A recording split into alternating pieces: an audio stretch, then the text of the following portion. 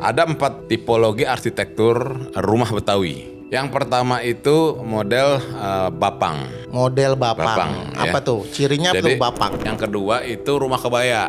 Kebaya. Ya. Apa tuh cirinya tuh? Nah, rumah kebaya ini dia modifikasi dari rumah bapang tadi. Zaman dulu itu rumah bisa digotong tuh. Iya, benar, bisa benar, dipindahin benar. itu bisa Bisa digotong dipindahin, ya, begitu. iya, benar. Mulai dari yang cuman tanah dikerasin dikasih tiger gaji. Tiger gaji doang, belum nggak diubin kan? Iya, nggak diubin. Jadi tanah ditumbuk sampai padat, kasih tiger gaji biar mengkilap. Tapi di pojokan ada undur-undur. Iya. Saya termasuk yang berpendapat rumah pitung itu bukan arsitektur Betawi. Rumah pitung yang di Marunda. Di Marunda, ya. Bukan arsitekturnya. Ars itu bukan Betawi ya. Dia lebih kental ke Bugis. Patokan estetika zaman dulu, warna-warni itu adalah identik dengan status sosial. Yang ngelihat mobil pertama kali orang kita. Yang ngelihat gedong pertama kali orang kita. Orang Betawi. Ngelihat bis, ngelihat tram, ngelihat kapal pelabuhan orang kita. Kenapa Bang orang Betawi ya itu di rumahnya itu ruang tamunya itu ya di teras itu ya?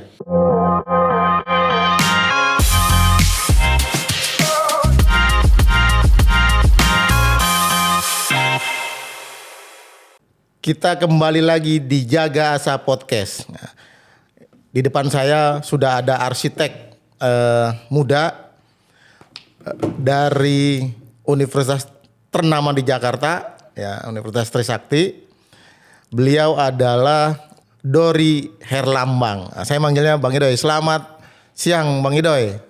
Mas sore Bang Junet. Oh udah sore. Ya, dia lupa. Udah sore.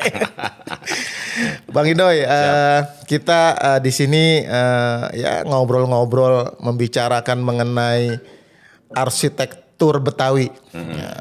Bicara arsitektur ini kan ada ciri ya. Arsitektur itu ada kuliahnya lah.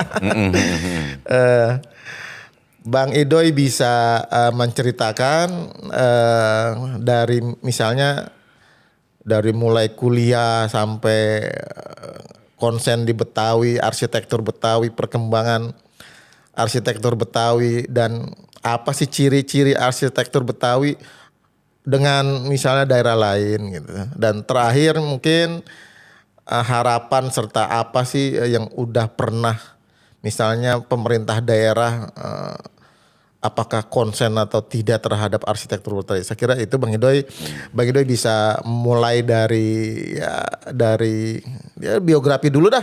Ya. Siapa kita gitu ya? Iya. Siap Bang Junet, makasih teman-teman di teknis juga nih.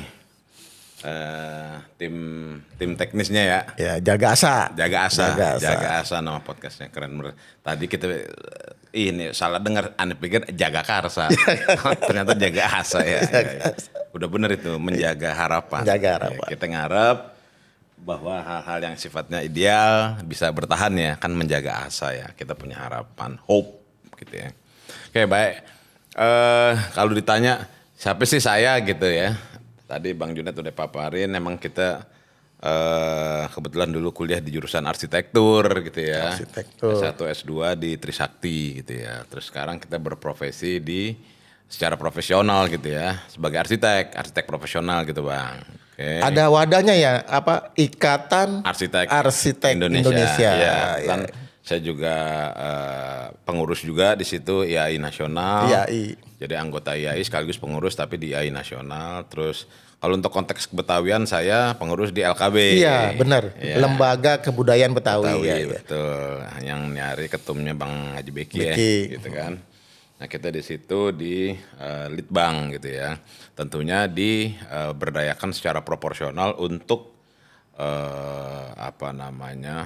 membahas, mendiskusikan atau merawat atau menjaga ya hal-hal yang terkait dengan arsitektur Betawi gitu ya. Jadi ada 4, saya ceritain 4 modelnya dulu, tipologi namanya ya. Tipologi arsitektur rumah Betawi ya. Yang pertama itu model bapang. Model bapang apa ya. tuh? Cirinya apa tuh bapang? Model bapang itu model rumah Betawi yang kalau secara denah dia bentuknya memanjang tapi ke samping.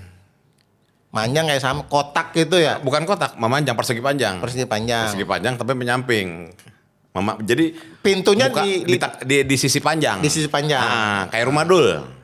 Oh. Rumah film Sidul. Nah, itu model Bapang. Oh, itu yang paling gampang kita ciriin karena orang kan banyak yang ngelihat, banyak ngetawain. Itu model Bapang namanya. Jadi secara denah dia bentuknya persegi panjang, tapi pintu masuknya ada di sisi panjang. Panjang itu. Bukan di sisi pendek. Memanjang dia ke belakang. Memanjang ke samping, kanan kiri, memanjangnya dong. Kan persegi panjang. Berarti pintunya di tengah-tengah. Itu di tengah-tengah, di sisi yang panjang, bukan sisi pendek. Ya kan? Di mana kemudian sisi panjang tadi ada yang namanya teras. Ya teras. Kalau ke depan dia teras, kalau ke belakang dia jadi dapur. Dapur atau kamar. Dapur. Bagian kotak persegi panjang itu isinya tuh ya kamar-kamar tidur, ruang tengah gitu ya. Jadi begitu bentuknya. Nah, atapnya dia bentuknya segitiga kayak pelana begitu, wungan gitu ya. Joglo enggak, bukan joglo, pelana. Pelana aja gitu atap ya. Pelana. Atap pelana, cuman kalau kita ngeliatnya dari Abang nih, pintu masuknya ya pelananya begini, ke sono sama ke sini. Ke belakang. Belakang. Nah, terus dia ngelipat lagi tuh, abis begini dia ngelipat lagi ke sono. Biasanya buat ada di teras. Dia buat kanopinya ya, bukan? Kanopi nama. Betul. Cuman kan orang dulu nggak kenal kanopi. Kanopi. Bilangnya apa tuh namanya yang orang Betawi bilang? Atap serondoyan. Atap serondoy. Iya. Serondoy. Iya. Atap serondoyan itu kalau ke depan dia jadi atap teras, kalau ke belakang dia jadi atap dapur. Gitu. Karena dia nyerondoy. Iya, nyerondoy. Nyerondoy itu nyelak ke depan gitu ya. Nah, itu yang pertama, rumah Bapang. Rumah Bapang. Yang kedua? Oke, yang kedua itu rumah kebaya. Kebaya. Ya. Apa tuh cirinya tuh? Nah, rumah kebaya ini dia modifikasi kurang lebihnya ya. Dia modifikasi dari rumah Bapang tadi. Bapang tadi memanjang. Nah, ini model kebaya. Nah, kalau kebaya. Jadi kebaya ya ibaratnya itu rumah Bapang tadi, cuman dia nambah lagi di ujung kanan sama ujung kiri ruangan. Jadi itu rumah ibarat kata udah jadi model Bapang nih. Iya. Nah, punya rumah, wah ini kita kurang kamar nih. Nambah deh. Dia gedein kamar, lagi. Digedein lagi kanan kiri. Jadi kelihatan kebaya. Nah, begitu kanan kiri nambah pavilion atau kamar, atapnya bikin nyerondoy ke samping kanan sama ke samping kiri. Lah kan dia udah pendek, Bang. Lah enggak dong, kan pelananya begini dia. Oh, pelananya berarti iya. Ya nyerondoynya ke sono, ke samping. Iya. Nah, itu kita bisa contoh ngeliatnya di rumah di Taman Mini. Ntar mudah-mudahan di-insertnya bisa ditongolin ya. Ditongolin model kebaya. Model kebaya. Kenapa disebut rumah kebaya? Ya. Itu kalau kita lihat itu metafora dari bentuk kebaya zaman dulu. Kebaya apa, Bang? Bawahnya. Baju kan? Iya, baju kebaya zaman dulu itu ada yang ngelipat ke depan, ke samping, kanan kiri, sama ke belakang.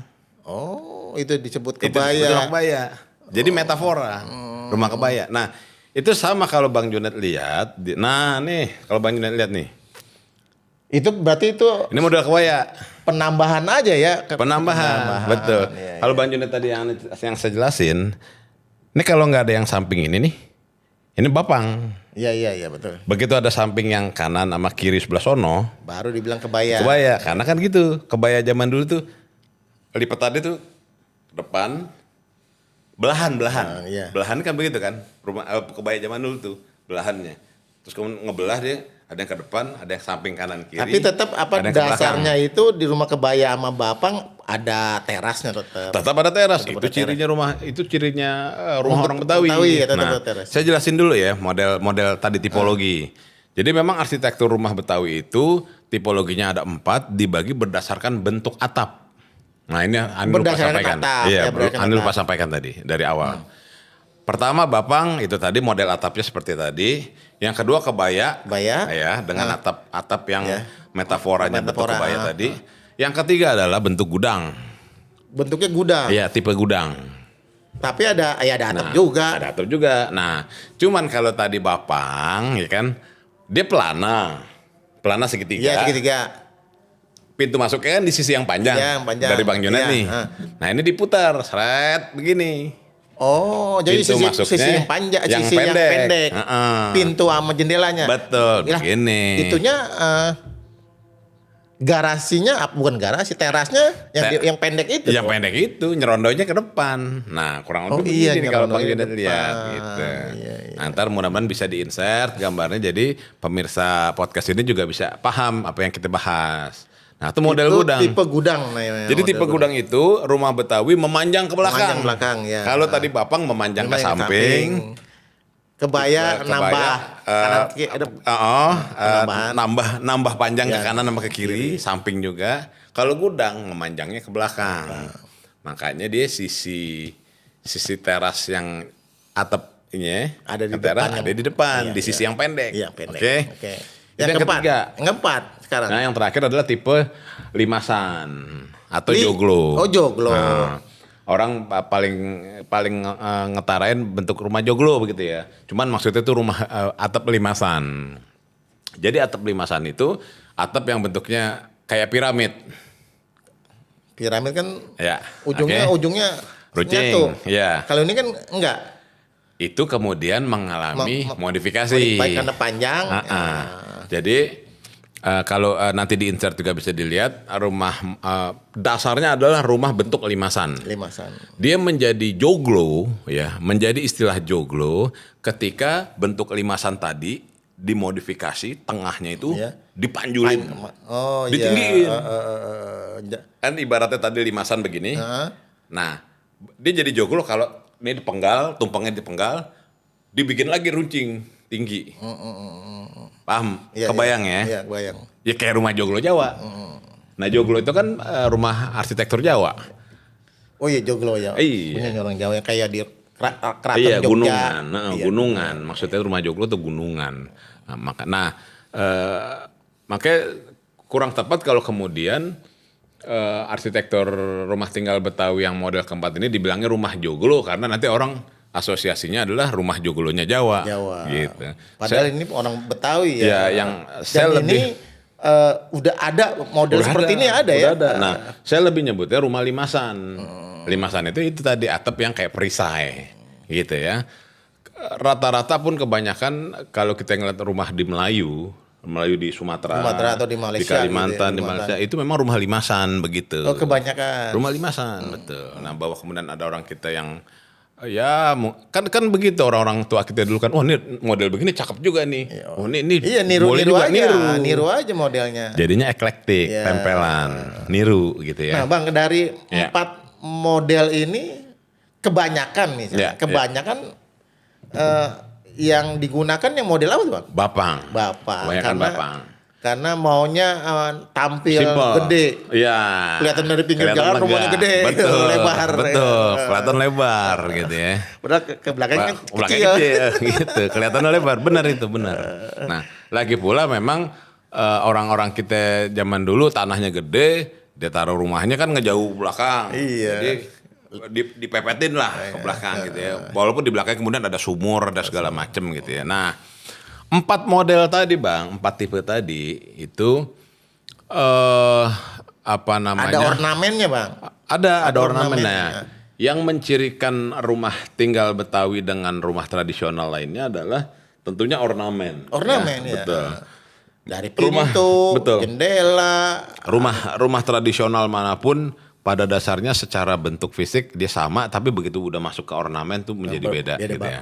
Beda banget ya. Ya, nah ini kalau kita bicara rumah Betawi itu yang bikin ciri khasnya itu pertama memang gigi balang. Oh, gigi balang di list pelangnya. Ya. Gigi balang itu kita punya ada jenisnya tuh. Ada modelnya gitu ya, motifnya. Macam-macam tuh. Ya, yang paling banyak berdasarkan hasil survei lah ya. Itu ada 5 model gigi balang. Gigi balang ya. Model tumpal, model wajik susun 2, model potongan waru, model kuntum melati. Itu nanti bisa ini tuh ya. Nanti beda-beda tuh. Beda-beda tuh ya. Beda-beda, ada yang melengkung, ada yang bolong, ada yang runcing, ada yang ngewajik gitu ya. Ntar kalau syukur-syukur bisa di-insert ditampilin. Nah, itu pertama gigi balang. Yang kedua adalah pagar langkan. Pagar langkan yang buat di teras ya.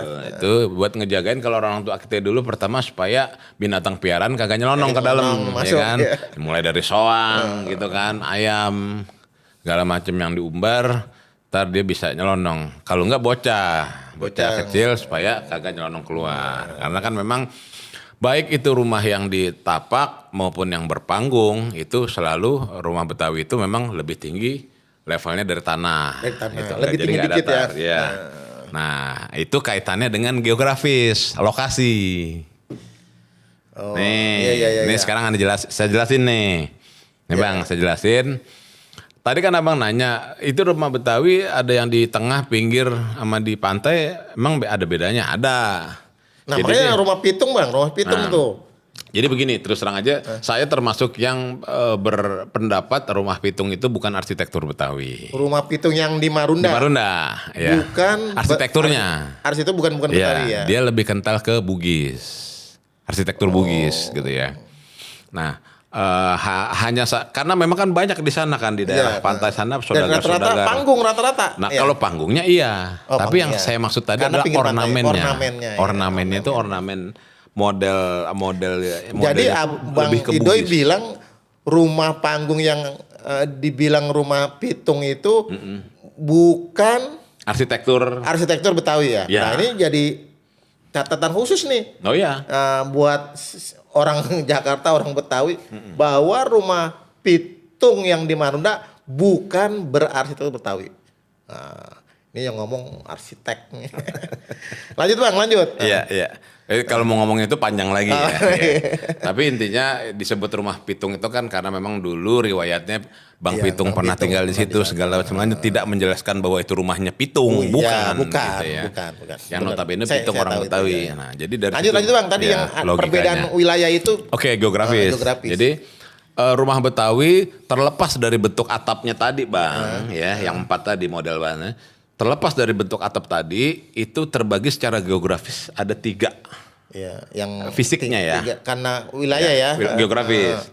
Betawi Tengah kita bicara. Ya, Betawi yang ada di daerah tengah kurang lebih gitu ya. Tengah ya. Tengah ini kurang lebih Kemayoran, Kuitang, Matraman, Menteng, Kampung Melayu gitu ya.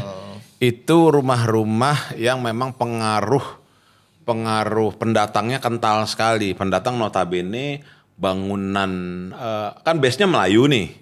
Tapi kemudian terkena pengaruh Belanda, Eropa. Penghuninya yang dong penghuninya tentunya. Orang Belanda, orang Eropa, orang dari mana tahu? Enggak, orang kitanya juga. Oh iya. Karena ngelihat rumah tuan tanah kolonial, wah ini cakep juga nih kalau kita terapin di rumah kita nih. Ya, kurang lebih begitu ya ilustrasinya. Nah, rata-rata rumah yang geografisnya ada di daerah tengah, daerah-daerah tadi itu adalah napak di tanah. Oh iya. Yeah. Napak itu ya nggak pakai panggung. Nggak pakai panggung ya. Dia hanya mengalami peninggian level lantai kurang lebih ya 20 cm sampai 30 cm gitu ya. Paling naik seundak lah gitu ya. Itu juga supaya air hujan juga kagak ngenang ibaratnya begitu. Nah, urukannya juga nggak tinggi-tinggi lah ibaratnya di gitu ya. Nah, itu tergantung kekuatan ekonominya juga Bang. Ekonomi penghuninya. Iya, mulai dari yang cuman tanah dikerasin dikasih tiger gaji. Tiger gaji doang, belum nggak diubin kan? Iya nggak diubin, jadi tanah ditumbuk sampai padat, kasih tiger gaji biar mengkilap. Tapi di pojokan ada undur-undur.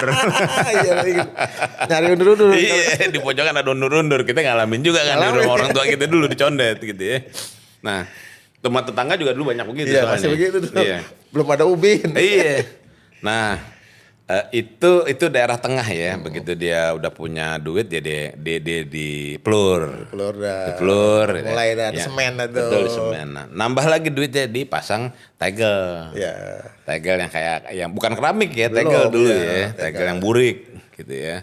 Punya duit lagi dikasih marmer keramik gitu. Teraso. Tegel tuh teraso gitu. Jadi kurang lebih begitu. Itu tuh daerah tengah. Tengah tuh yang pinggir. Ya. Daerah pinggir. Sekarang daerah pinggir. Daerah pinggir jangan mikirnya pinggir jauh-jauh sampai Depok Citayam, enggak.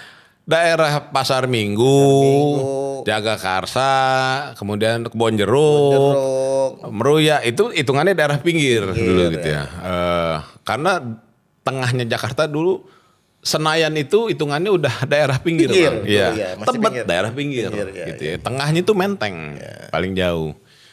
Nah, di daerah pinggir itu rata-rata mata pencahariannya adalah agraris.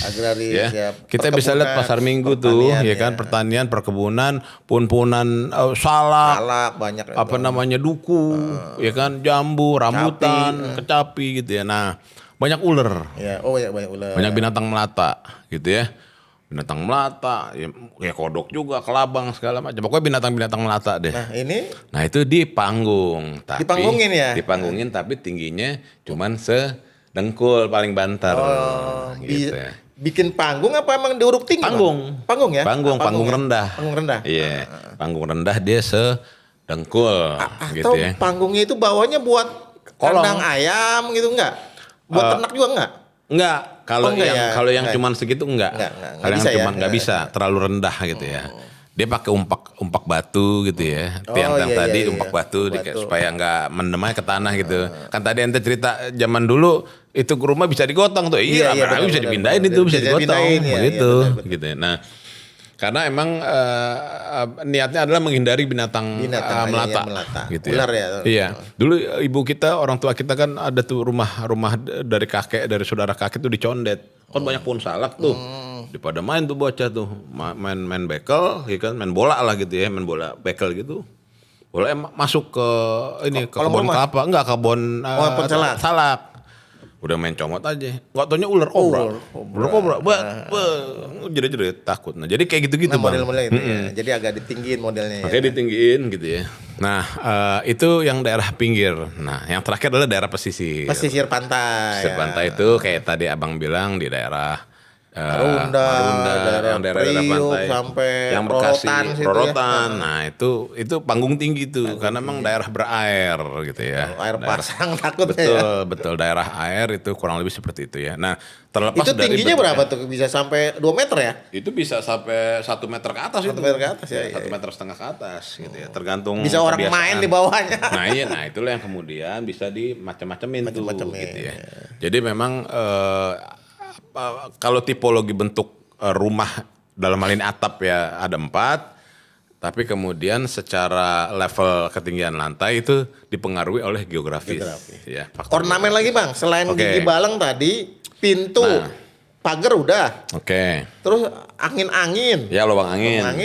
Nah kita balik ke ornamen, jadi unsur estetiknya. Unsur estetika rumah Betawi itu tadi udah kita sampein gigi balang, pagar langkan, kemudian lubang angin. Nah lubang angin ini mulai dari yang rumit itu motif flora. Motifnya gitu ya, motif flora. Bentuknya ya. Jadi dia, jadi tuh bentuknya tuh papan, tapi terus dibolongin kayak diukir gitu, dibolongin gitu ya. Papannya bisa papan triplek atau papan yang lebih tebal. Nah dia bentuknya modelnya motifnya flora tuh, kemudian atau matahari. Gitu motif matahari gitu mencar gitu ya. Kayak kembang mencar gitu kayak kembang. Atau yang paling sederhana adalah motif wajik. Gitu. Wajik. Jadi dari kayu-kayu disusun silang aja silang gitu. Itu lubang angin ciri khasnya. Nah, kemudian kalau kita bicara pintu sama jendela. Nah, jendela ini layaknya rumah tropis kebanyakan. Jendela krepyak. Jendela krepyak dibuka gitu ya. Jadi kalau pagi dibuka. Dan dia ada ini tralis. Tralisnya ini ada yang dari kayu, batang kayu bulat gitu. Ada juga yang dari besi gitu ya. Jadi sekaligus pengaman gitu ya. Terus kalau idenya kadang-kadang korden diikat tali gitu kan. Seret geser gitu ya dalamnya. Nah itu krepyak. Nah sama pintu juga begitu, rumah-rumah arsitektur tradisional Betawi itu pola pembagian ruangannya memang simetris di tengah. Nah jadi pintu ruang tamu itu yang rata-rata adalah 2 daun gitu ya. Nah ada di tengah dia bang. Emang 2 daun bang, nggak ada lagi yang lainnya? Emang 2 daun jendela? Iya pintu juga, pintu artinya rata-rata seperti itu gitu ya. Jadi model pintunya tetap ngebuka keluar ya? Iya ngebuka keluar, kupu-kupu gitu. Gitu. Nah dia macam-macam juga tuh. Ada yang panel tunggal, ada juga yang krepyak, setengahnya krepyak, bawahnya panel. Ada juga yang panel utuh, ada yang krepyak sampai bawah. Tapi prinsipnya gitu ya, dia bukanya. Ada juga yang dari kaca. Jadi frame-nya kayu tapi isinya kaca. Nah, kacanya itu kalau yang punya duit dipakein kaca ini, patri. Oh iya gitu, patri warna-warni ya. Sama lubang angin juga tadi kalau yang punya duit dipakein kaca patri gitu. Jadi udah tergantung duit kekuatan sosialnya juga, ya, background sosial, background ekonomi maksudnya. Nah, itu pintu, jendela, kemudian ornamen lainnya adalah ada lagi yang namanya ini bang, itu yang konsol. Iya konsol Konsol besi. Tiang ketemu Penyangga, penyangga. Jadi kalau kan Itu emang dari besi, nggak ada yang dari kayu bang ya? itu dia kan ini pengaruh Eropa. Jadi rata-rata besi. Oh iya, Iya. Kalau besi kuat juga deh ya Ah. ibaratnya. Kalau yang kayu udah cagak begitu doang. Kalaupun ada arsitektur Betawi yang di Tangerang itu dia terkena pengaruh Cina ya. Jadi susunan balok kayu ketemu ini dia ada namanya tokung. Tokung tuh jadi ada khas seperti bangunan Cina zaman dulu. Itu kayu-kayu ditumpuk dengan model ukir di ujungnya. Itu konstruksinya secara khusus yang di daerah Tangerang gitu ya, Cina Benteng kan kita nyebutnya kan. Iya, rumah Betawi orang Cina Benteng lah. Iya gitu. begitu. Nah, tapi kalau yang orang yang pada umumnya karena pengaruh Eropa tadi, jadi konsol besi ukir yang modelnya begitu gitu ya, melengkung.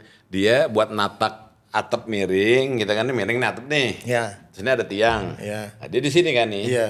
Nah, di sininya. Nah, dia melengkung gitu ya, atau ada juga yang ukiran. Nah, itu pengaruh Eropa tuh. Kemudian ciri khas lainnya adalah tiang kolom kakinya. Kaki Kaki tiang kaki tiang. ada ukiran, ada profilan. Profilan. Dia itu pengaruh Eropa juga tuh. Jadi ada profilan, bentuknya khas juga. Biasanya padanannya dengan pagar langkan tadi bentuknya tuh gitu ya. Profilannya. Kenapa bang orang Betawi ya itu di rumahnya itu ruang tamunya itu ya di teras itu ya? Ya. Nah, Kenapa? Ya mungkin abang tahu ada alasan atau ada apa cerita gitu. orang kita kan ini doyan silaturahim. Doyan silaturahmi. Ya, baik itu sama tetangga apalagi sama saudara. Bawaannya main celok aja main. Datang, nyandak. Berkunjung. Makanya disediainnya di di luar. luar. Nggak di gitu. dalam, Nggak di dalam itu privasi ya. Di dalam privat. Nah, ini kita udah bicara komposisi tata ruang dalam nih yang Bang Junet singgung. Gitu. Jadi kalau kita masuk rumah orang Betawi, konsepnya dia simetris pertama, kanan kiri seimbang. Ya. Terus yang kedua, dia komposisinya begini Bang. Pertama dia akan datang ketemu setelah masuk pekarangan, ketemu yang namanya teras lega. Iya, teras lega. Kan? Teras lega tadi, baik itu yang berpanggung ataupun yang tidak, terutama dia begitu kita naik ke teras lega, itu biasanya ada yang namanya kursi-kursi bangku Betawi. Bangku Betawi, ya kan? ya. Yang setengah lingkaran gitu kan. Ada lagi balik, model balik-balik. Di pojok kirinya biasanya itu balik. Ya. Dia buat sore-sore pada selonjoran tuh, biasanya habis asar, yang bininya nyaukin sampah, daun-daun kan banyak punan tuh, terus dia nabun. Nah lakinya itu ngopi, ngerokok, pulang dari Dan ladang. duduknya di balik, bukan di bangku Betawi. Bukan, ya. di balik, dia selonjoran, Kalau Betawi ngopi. buat nerima tamu, buat tamu, apa? betul. Dia selonjoran di balik tadi, dia ngobrol itu sama anak bini sampai maghrib. Maghrib. Begitu tuh tiap hari gitu ya. Jadi memang ngobrolnya orang Betawi nggak punya ruang tamu. Nggak. Di dalam nggak ada, kamar aja udah ya. Jadi kalau yang Bali tadi Bang itu buat santai ibarat kata. Nah, tapi kalau mau ngomong rada serius, dia ngobrolnya di ruang makan.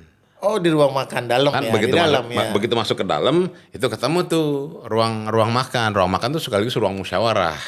Gitu ya. Jadi meja gede terus ya kursi makan gitu ya.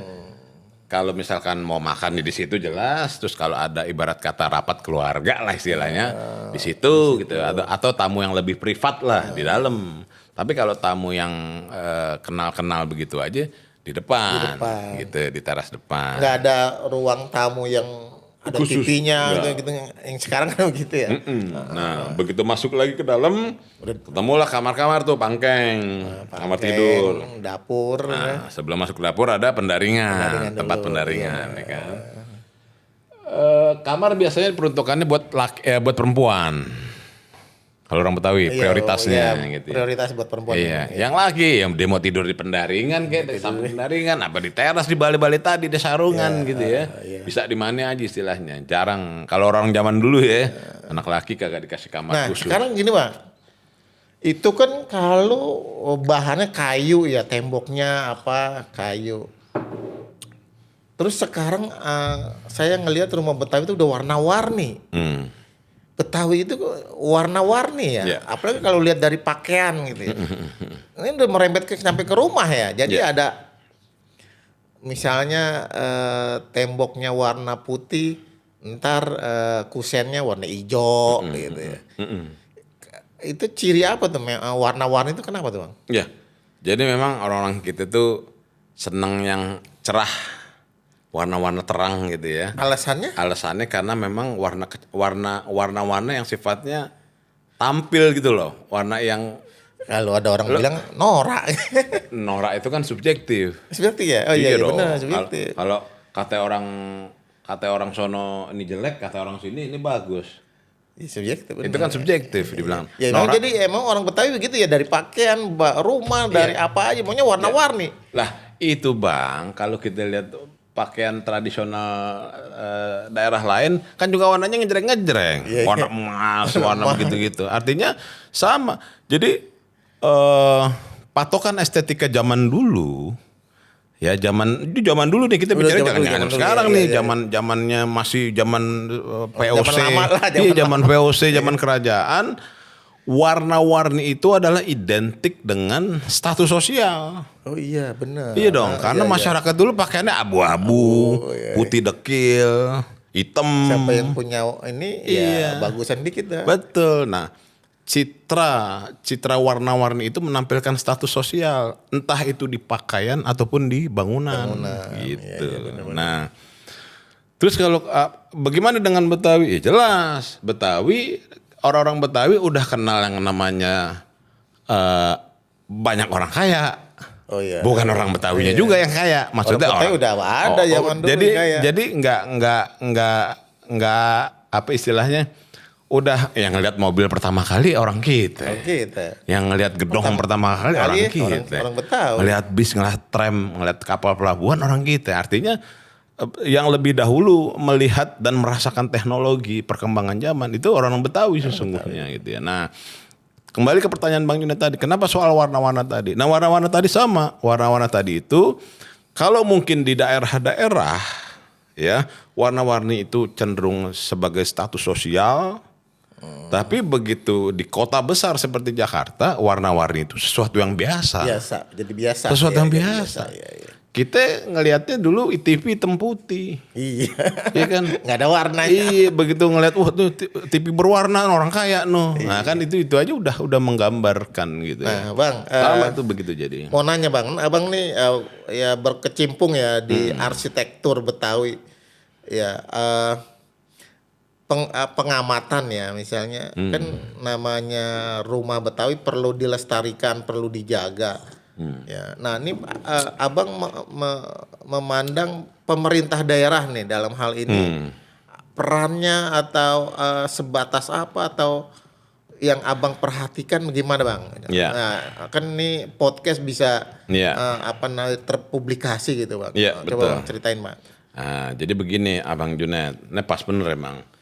Jadi kalau ini perjuangan gagasan ya, perjuangan ide gitu ya, dari lama dari zaman kita mahasiswa Bang. Kita bela-belain soal Betawi dari berbagai aspek sosial, politik, budaya, ekonomi. Nah, kemudian begitu saya udah menyimpung keprofesian di arsitektur, ya saya nggak mau ngurusin yang lain, kecuali yang bidang saya kuasain kan begitu kan.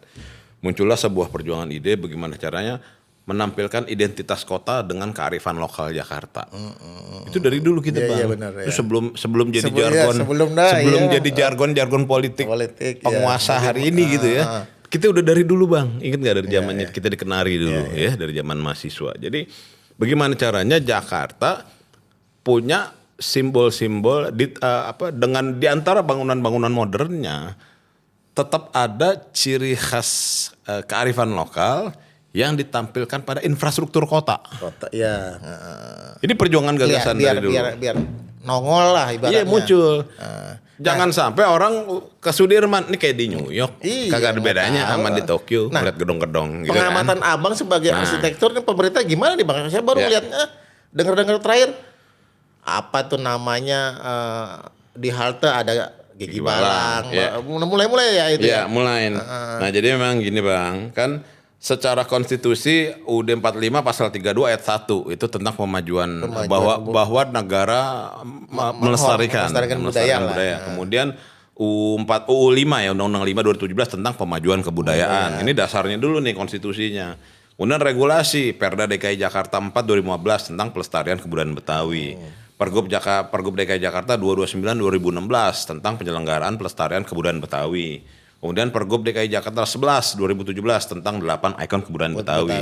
Ya. Nah, terakhir yang kemudian walaupun belum di apa namanya UU DKJ belum diterapkan betul-betul gitu ya.